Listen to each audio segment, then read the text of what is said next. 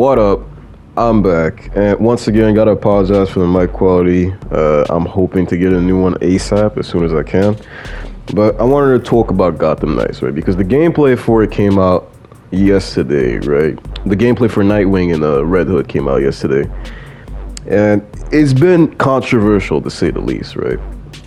For multiple different reasons. Now, obviously, I've been keeping up with Gotham Knights since it's been revealed. Honestly, I've been very excited for the game. But this last gameplay trailer, it made me less excited for it, and I'm about to explain why. But really the main controversy that I wanted to tackle before I even get on with that is the fact that they scrapped the PS4 and the Xbox One versions of the game. So for those who don't know, right, the game was supposed to come out on PS4, PS5, Xbox One, and Xbox Series X, and PC. Yesterday, they made the announcement, and it was a very quiet one too. It's not like they came out and just straight up said it. Like there was I think it was like after the trailer ended or something. It was like a very quiet announcement. But they're scrapping the PS4 versions and the Xbox Series X versions. And most people who try to rationalize this are saying they're not trying to have another Cyberpunk incident. And I'm like, yeah, I can see that. I don't disagree with that. I can see that being a reason, but I have my own actual theory as to why they're doing that. And I believe the main reason why they're doing this is not actually because they're trying to avoid a Cyberpunk situation. Because I'm looking at the graphics for the game. I'm like, what warranted that change? Because the graphics don't look any more intense than they were before, right? The graphical fidelity does not look more intense. So I'm like, what warranted that change, right? Of them just scrapping the previous gen consoles and making it a current gen only experience, right? Because this isn't a change that affects me, right? This isn't like a rant where I'm ranting because I don't get to play the game or anything like that. No. This isn't a change that affects me. I got my PS5 like a month ago. So a month ago, if you had told me that they were scrapping the PS4 versions, I might have been a little upset, but right now I'm more upset because I think I get what they're trying to do here. I believe the reason why they're scrapping the PS4 versions and the Xbox One versions is because they're trying to sell those consoles, right? One thing that I found out is the fact that apparently Sony doesn't actually make money from you buying a PS5, right? Because I remember people was like, oh, Sony must be making a killing with these scalpers just buying PS5s all the time, right? And I remember I even seen an entire warehouse of PS5s one time, and I was thinking the same thing. But I then found out that Sony actually doesn't make money from you buying the PS5. What Sony makes money from is you buying games on the PS5. It's you buying subscriptions. When you buy a game, some of that money goes to them. When you buy subscriptions, most of that money goes to that. That's where they make most of their money. And so it's hurting them too, right? The whole scalping situation, it's hurting them. They're not making the money that they wanted to. I checked, and apparently Sony even said that their projections, right? Because they were making projections for how many PS5s they could sell and get into people's homes. And they didn't meet that. They didn't meet that quota at all. And that's because so many PS5s are getting scalped, the global chip shortage, all that other shit. And I think what this is trying to do, the making Gotham Knights a current gen only experience, it's trying to sell those consoles. It's trying to make people more desperate to get them. Because I've seen people get their PS5s from desperate measures, right? For example, StockX. Some people buy from StockX. They may raise the price to $300 more, but some people are willing to pay that. And I've seen it happen, right? And most people who do order from StockX do get their PS5 and it works fine and all that other stuff, right? Because StockX is actually a legitimate company. I didn't get my PS5 from StockX. I got mine from GameStop. But I believe that desperation, right? Because some people are going to be desperate to actually play Gotham Knights. A bit of a personal story, right? The reason why I got the PS4, because I wasn't planning on getting the PS4 back in 2014. But then they revealed Arkham Knight, right? Batman Arkham Knight. And then I was excited to play that game. So when I saw that, I was like, oh shit, I need to get me a PS4. I need to get me a PS4. And that was the reason why I got me a PS4. It's really just because I wanted to play Batman Arkham Knight. And, next gen games as well, but it was mostly because of Arkham Knight. There are people who are going to be willing to get the next gen consoles just for Gotham Knights, and they know that, right? And I believe that's the reason they scrapped the PS4 and PS5 versions, is because they know they can sell those consoles. And I think that's the main reason. Some people are going to be desperate. Some people are gonna go to StockX. They're gonna go to illegitimate ways to get it. They're gonna buy from scalpers. But I don't believe that Sony and Microsoft. Now I don't know if this works the same way for Microsoft. It's just like them how they make their money. I'm not sure. I didn't do research on that. I should probably check. But I believe for Sony, that's one of the incentives to making these games, or these next couple of games that come out, PS5 and Xbox Series X only games, right? And it wouldn't make sense for them to scrap the Xbox One version if they didn't scrap the PS4 version, right? If they scrap one, they gotta scrap the other one. So essentially, I think that's really the reason. Aside from the Cyberpunk situation, they don't want to have another one of that. I believe the main reason is just because they're trying to sell those consoles and, you know, help Sony make money. Because right now, apparently, even the Xbox Series X has outsold the PS5, right? Because Xboxes are way easier to get than PS5s, right? And I remember seeing a lot of Xbox players saying that they were willing to switch to PS5, right? They were willing to go from Xbox One to PS5 just because the games on there are so great and whatever, and even buy the subscriptions and whatnot. But a lot of those people, they had to get an Xbox because the PS5 is so hard to get, right? And even the Xbox is hard to get, but they had to go through desperate measures of getting said Xbox. And also, if I'm not mistaken, right, because I think I might be wrong about this, but a lot of PS4 owners, if I'm not wrong, also switched to Xbox because they wanted to play the next gen games, but they couldn't on PS5 because it's so hard to get one. So yeah, making this game next gen is just going to make people want to get more next gen consoles.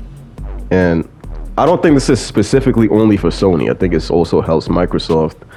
Also, if there are more PS4 owners, right? Because PS4 owners will switch to Xbox if they really need to. But if there are more PS4 owners who go to the Xbox and, you know, gets games there, subscriptions or whatever. So this really helps both companies. And I think that's the reason they're doing this. And I can see more games in the future doing that, trying to sell the next gen consoles. I think we're starting to enter this era where they're not going to make PS4 games anymore in order to get people to really get the PS5. Because really, the reason why I got my PS5 was out of desperation too, right? I got mine because my PS4 stopped working out of nowhere. And I could have gotten mine fixed for free. Like, actually, that's a funny story. I could have gotten mine fixed for free. But I decided that, no, you know what? I've had my PS4 for 6 years. I've had it for a long time. I think it's time for me to just get a new console, the newest one. And that's why I got me a PS5. It was that desperation. And I can see people having that same desperation to play Gotham Knights. The same way I had the desperation to get a PS4 to play Batman Arkham Knight. So really, I think that's really the reason why the PS4 and the Xbox One versions were scrapped from Gotham Knights. And yeah, people aren't happy about it. And neither am I, because now the price has skyrocketed. I mean, not skyrocketed, but it's gone up. Because PS4 games that are because cross-gen games are $60, but current gen games are $70, right? So say a game can be both played on PS4 and PS5, it'll be $60, right? I just bought Elden Ring, which I was supposed to make a video on that, but I haven't done that yet. But that was $60. However, I'm looking at PS5 only games, right? PS5 exclusive, and they're $70. And Gotham Knights is going to be a current gen only experience, and the price is now $70, with the digital deluxe edition being $90. So yeah, this affects me, right? Like, as much as people are like, this doesn't affect you, it affects me. I'm not trying to pay almost $100 for the digital deluxe. I was trying to just pay the 80, maybe plus tax, like 85, 87 or something. But I wasn't trying to pay all that, man. Like, it's damn near $100 for the digital deluxe. It made me just like, it made me consider not even getting the digital deluxe, just getting the standard edition, because honestly, I don't even think it's worth it for a couple of outfits and like upgrade points or whatever, because that's pretty much all you get with the digital deluxe, by the way. But yeah, that was my theory. I think that's the reason why they're doing that. And I can see more games doing that, where they're scrapping the PS4 versions in order to help Sony and Microsoft sell off the next-gen consoles. And when it comes to the actual content of Gotham Knights, I mean, everyone's kind of just saying the same thing. It's just like, Nightwing's combat looks a little janky. The fucking Red Hood mystical jump is a little weird. That's weird. But those are all things I actually can see them fixing as long as we keep voicing our opinions on that in the next 5 months. Because the game comes out on October 25th. We have over 5 months before the game comes out. They have plenty of time to fix a lot of these issues that some people have.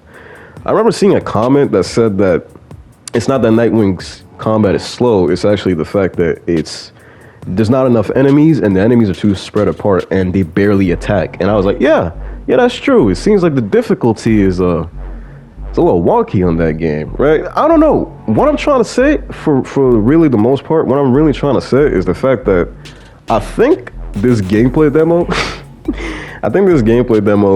made me less excited for the game. I've become way more skeptical of the game now, to be honest with you. Yeah, I've become way more skeptical of the game, and I'm not even considering getting the digital deluxe anymore. I'm actually just going to probably just get the standard if I even get the game. And besides, I got plenty of time, right? Like if they fix some of the issues that we have with the game, I'll probably pre-order it. I was thinking of pre-ordering it, but I'm like, no, I got time. I got 5 months. I can literally pre-order a week before it comes out. It doesn't really matter. It's not that the pre-order bonus is worth it anyway. It's just like a customizable bat cycle or something. It doesn't look that different from the one in the game anyway, so yeah.